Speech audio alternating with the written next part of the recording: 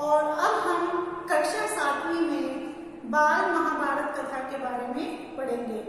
इसमें जो पूरी महाभारत है वो विस्तार से दी हुई है और आप सभी बच्चों को अच्छी तरह से महाभारत के बारे में पता भी होगा, क्योंकि पिछले साल से ही जब से लॉकडाउन हुआ है तब से जो रामायण और महाभारत है वो टीवी पर कितनी बार दिखा चुके हैं और आप बच्चों ने इंटरेस्ट से वो सभी ने देखी भी है। तो जिस प्रकार से आपको रामायण आपने देखी हुई थी तो रामायण में आपका इंटरेस्ट था, उसी प्रकार से महाभारत भी आप सभी बच्चों ने अच्छी तरह से देखी हुई है। लेकिन जब आप इसे विस्तार से पढ़ोगे तब आपको ये जो महाभारत की कथा है अच्छी तरह से समझ में आ जाएगी और आपको इसके हर एक पात्र के बारे में अच्छी तरह से पता चलेगा कि कौन कैसा पात्र था और किसने क्या कार्य किया था।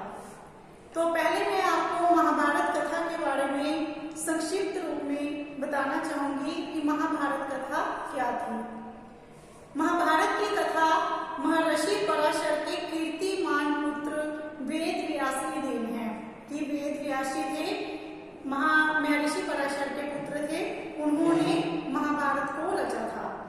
व्यास जी ने महाभारत की यह कथा सबसे पहले अपने पुत्र सुखदेव को कंठस्थ कराई थी, कंठस्थ मतलब याद करवाई थी, और बाद में अपने दूसरे शिष्यों को। मानव जाति में महाभारत की कथा का प्रसार महर्षि वैशंपायन के द्वारा हुआ। वैशंपायन व्यास जी के प्रमुख शिष्य थे। ऐसा माना जाता है कि महाराज परीक्षित के पुत्र जन्मेजय ने एक बड़ा यज्ञ किया। इस महायज्ञ में सुप्रसिद्ध पौराणिक सूत जी भी मौजूद थे। सूत जी ने समस्त ऋषियों की एक सभा बुलाई। महर्षि शौनक इस सभा के अध्यक्ष हुए। सूत जी ने ऋषियों की सभा में महाभारत की कथा प्रारंभ की। अब जब वहां पर एक सभा बुलाई गई थी तब जो सूत जी थे ऋषियों की सभा में महाभारत की कथा प्रारंभ की और उन्होंने वहां पर महाभारत की कथा को संक्षिप्त रूप में बताया। मतलब उन्होंने तो विस्तार रूप से बताया था, लेकिन जो ये है वो मैं आपको संक्षिप्त रूप में बता रही हूँ कि ये महाभारत की कथा कहाँ से शुरू हुई थी और कैसे खत्म हुई। कि महाराज शांतनु के बाद ये स्टार्ट कहाँ से हुई थी महाभारत की कथा। महाराजा शांतनु के बाद उनके पुत्र चित्रांगद हस्तिनापुर की गद्दी पर बैठे। उनकी अकाल मृत्यु, अकाल बोलते हैं कि समय से पहले मृत्यु हो जाना। अकाल मृत्यु हो जाने पर उनके भाई विचित्रवीर्य राजा हुए। उनके दो पुत्र हुए, धृतराष्ट्र और पांडु। बड़े बेटे धृतराष्ट्र जन्म से ही अंधे थे, इसलिए उस समय की नीति के अनुसार पांडु को गद्दी पर बैठाया गया।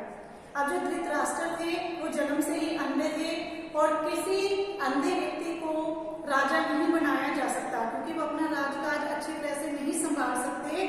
तो इसीलिए नीति के अनुसार पांडु को, छोटे भाई को गद्दी पर बैठाया गया। पांडु ने कई वर्षों तक राज्य किया। उसकी दो रानियां थी, कुंती और माद्री। कुछ समय राज्य करने के बाद पांडु अपने किसी अपराध के प्रायश्चित के लिए तपस्या करने जंगल में गए। उनकी दोनों रानियां भी उनके साथ ही गई। वनवास के समय कुंती और माद्री ने 5 पांडवों को जन्म दिया। कुछ समय बाद पांडु की मृत्यु हो गई। 5 अनाथ बच्चों का वन के ऋषि मुनियों ने पालन पोषण किया और पढ़ाया लिखाया। जब युधिष्ठिर 16 वर्ष के हुए तो ऋषियों ने 5 कुमारों को हस्तिनापुर ले जाकर पितामह भीष्म को सौंप दिया। आज जब वो 5 पांडव बड़े हो गए, युधिष्ठिर जो सबसे बड़े पांडु के पुत्र थे, युधिष्ठिर उनका नाम था, और जब वो 16 साल के हो गए तब ऋषि मुनियों ने 5 कुमारों को हस्तिनापुर में जाकर भीष्म पितामह को सौंप दिया। 5 पांडव बुद्धि से तेज और शरीर से बली थे। उनकी प्रखर बुद्धि और मधुर स्वभाव ने सबको मोह लिया था। यह देखकर धृतराष्ट्र के पुत्र कौरव उनसे चलने लगे और उन्होंने पांडवों को तरह तरह से कष्ट पहुंचाना शुरू किया। दिन पर दिन कौरव और पांडवों के बीच वैर भाव बढ़ता गया। अंत में पितामह भीष्म ने दोनों में किसी तरह समझाया और उनके बीच संधि कराई। संधि का मतलब कि दोनों को समझा बुझाकर एक कर दिया। भीष्म के आदेशानुसार कुरु राज्य के 2 हिस्से किए गए। जो उनके राज्य का नाम था वो कुरु था और उसके दो हिस्से किए गए। एक में तो कौरव हस्तिनापुर में ही राज करते रहे, एक हिस्से का नाम था हस्तिनापुर जिसमें कौरव राज करते रहे, और पांडवों को एक अलग राज्य दे दिया गया जो आगे चलकर इंद्रप्रस्थ के नाम से मशहूर हुआ। इस प्रकार कुछ दिन शांति रही। उन दिनों राजा लोगों में चौसर खेलने का आम रिवाज था, जैसे चौपड़ होता है, चौसर होता है, तो इस तरह से खेलने का रिवाज होता था। तो उसमें सब कुछ दांव पर लगा दिया जाता था, राज्य, पत्नी, बच्चे, मतलब कुछ भी अगर राजा के पास, चौसर खेलने वाले के पास होता था तो वो सबकी बाजी उसमें लगा देता था। राज्य तक की बाजियां लगा दी जाती थी। उस रिवाज के मुताबिक एक बार पांडवों और कौरवों ने चौपड़ खेला। कौरवों की तरफ से कुटिल शकुनी खेला। जो शकुनी थे वो कौरवों के मामा थे और वो चौसर खेलने में बहुत ही अधिक निपुण थे। उसने युधिष्ठिर को हरा दिया।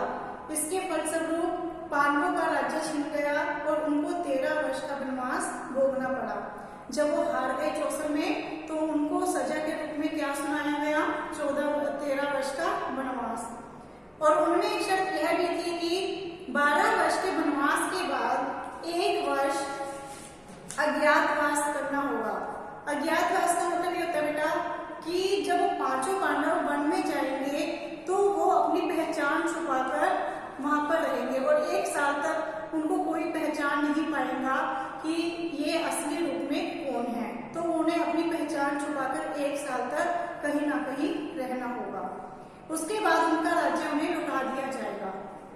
द्रौपदी के साथ पांचों पांडव 12 वर्ष वनवास और 1 वर्ष अज्ञातवास में बिताकर वापस लौटे, पर लालची दुर्योधन ने लिया हुआ राज्य वापस करने से इनकार कर दिया, क्योंकि कौरवों ने ये कहा था कि जब आप 13 वर्ष के साथ वनवास के बाद दोबारा से आओगे तब आपका राज्य आपको दे दिया जाएगा। लेकिन जो दुर्योधन है वो अपनी बात से मुकर जाता है, उसको राज्य का लालच आ जाता है। तो इस प्रकार से पांडवों को अपने राज्य के लिए लड़ना पड़ा। युद्ध में सारे कौरव मारे गए। तब पांडव उस विशाल साम्राज्य के स्वामी हुए। इसके बाद 36 वर्ष तक पांडवों ने राज्य किया। जब सारे कौरव मर गए थे, पांडवों ने राज्य किया, तो 36 वर्ष तक पांडवों ने राज्य किया। फिर अपने पोते परीक्षित को राज्य देकर द्रौपदी के साथ तपस्या करने हिमालय चले गए। संक्षेप में यही महाभारत की कथा है। तो बच्चों, जो मैंने अभी आपको कथा बताई है महाभारत की, ये संक्षिप्त रूप में बताई है कि महाभारत की कथा कहाँ से आरंभ हुई थी और कहाँ पर समाप्त हुई। तो अब जो इसका पहला पार्ट है, अब शुरू होता है देवव्रत। पहले पार्ट का नाम क्या है बेटा? देवव्रत। तो मैं अब आपको देवव्रत के बारे में बताना चाहूंगी कि देवव्रत कौन थे। जो देवव्रत थे, अभी आपने महाभारत कथा में पढ़ा कि भीष्म पितामह का नाम सुना आपने, तो भीष्म पितामह का असली नाम ही देवव्रत था। तो इसमें देवव्रत के बारे में बताया गया है कि देवव्रत का जन्म कहाँ, कब और कैसे हुआ। तो ये जो महाभारत की आरंभिक कथा है, शुरू से जो कथा है वो इस प्रकार है। सभी बच्चे इसको ध्यान से भी पढ़ेंगे और समझेंगे। गंगा एक सुंदर युवती का रूप धारण किए नदी के तट पर खड़ी थी। उनके सौंदर्य और नवयौवन ने राजा शांतनु का मन मोह लिया था। तो गंगा नदी के बारे में सभी आप जानते हो। तो इसमें वो एक सुंदर युवती के रूप में बताई गई है और उनका जो सौंदर्य था वो बहुत ही अधिक था और उन्होंने राजा शांतनु का मोह लिया था। जैसे आपने राजा शांतनु के बारे में पढ़ा था कि जो महाभारत की कथा शुरू हुई थी वो राजा शांतनु से शुरू हुई थी। तो जो गंगा थी वो शांतनु का मन मोह लेती है। गंगा बोली, राजन, आपकी पत्नी होना मुझे स्वीकार है, पर इससे पहले आपको मेरी शर्तें माननी होगी। क्या आप मानेंगे? जब शांतनु गंगा से आकर्षित हो जाते हैं तो वो गंगा के सामने पत्नी होने का, मतलब उससे शादी करने का, विवाह करने का उसके सामने प्रस्ताव रखते हैं। तो गंगा बोलिए कि मुझे आपकी पत्नी होना स्वीकार है, लेकिन मेरी कुछ शर्तें हैं। जब आप मेरी शर्तें मानोगे तभी मैं आपसे विवाह करूंगी। और जो राजन है शांतनु, वो उनकी सभी शर्तों को मान लेते हैं और वचन देते हैं कि मैं तुम्हारी शर्तों का पूर्ण रूप से पालन करूंगा। राजा ने कहा अवश्य। राजा शांतनु ने गंगा की सारी शर्तें मान ली और वचन दिया कि वह उनका पूर्ण रूप रूप से पालन करेंगे। समय पाकर गंगा से शांतनु के कई तेजस्वी पुत्र हुए, परंतु गंगा ने उनको जीने नहीं दिया। बच्चे के पैदा होते ही वह उसे नदी की बहती हुई धारा में फेंक देती थी और फिर हंसती मुस्कुराती राजा शांतनु के महल में आ जाती थी। अब इसमें जो गंगा थी उसने शांतनु के सामने क्या शर्त रखी थी कि हमारी जो कोई भी संतान होगी मैं उसको जीवित नहीं रहने दूंगी। तो अब शांतनु उसकी इस बात को मान लेते हैं, लेकिन जब उनकी संतानें होने लगी तो गंगा उस पुत्र को, उस संतान को पानी में बहा देती थी। अब कई संतान होने के बाद जो राजा शांतनु थे उसको इस बात का बहुत दुख होता था। अब जब उनके 7 पुत्र हुए और गंगा ने पानी में बहा दिए तब उनको बहुत गुस्सा आता था, लेकिन जब 8वां पुत्र हुआ तब राजा शांतनु से रहा नहीं गया और वो गंगा से जाकर उसको जीने की विनती करते हैं कि इसको पानी में मत बहाओ, इसको जीने दो। अज्ञात सुंदरी के इस व्यवहार से राजा शांतनु चकित रह जाते, उनके आश्चर्य और शोक का पारावार न रहता। शांतनु वचन दे चुके थे, इस कारण मन में सोचकर रह जाते थे। 7 बच्चों को गंगा ने इसी भांति नदी की धारा में बहा दिया।